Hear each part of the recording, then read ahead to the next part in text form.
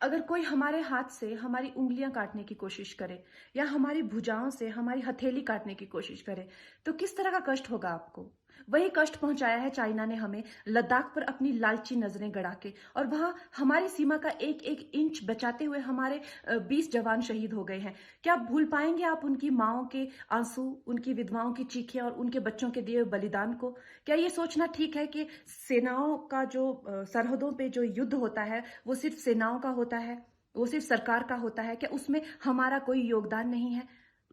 क्या हम भूल गए वो वक्त जब महात्मा गांधी जी ने कहा था अगर अंग्रेजों की रीढ़ तोड़नी है भारत में तो उनके बनाए हुए हर उत्पादन का बहिष्कार करना पड़ेगा?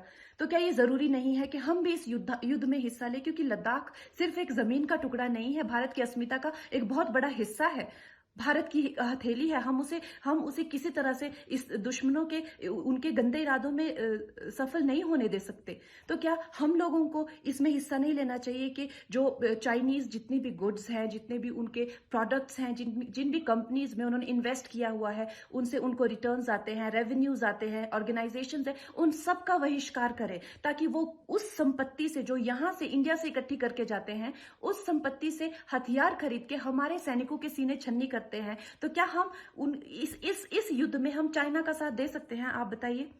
ये क्या हमारा कर्तव्य नहीं है कि हम अपनी सेनाओं का और अपने सरकार का साथ दें? तो हमें प्रतिज्ञा लेते हैं कि हम आत्मनिर्भर बनेंगे और चाइनीज गुड्स को बिल्कुल बॉयकॉट करेंगे और इस युद्ध में हिस्सा लेके भारत को जिताएंगे। जय हिंद।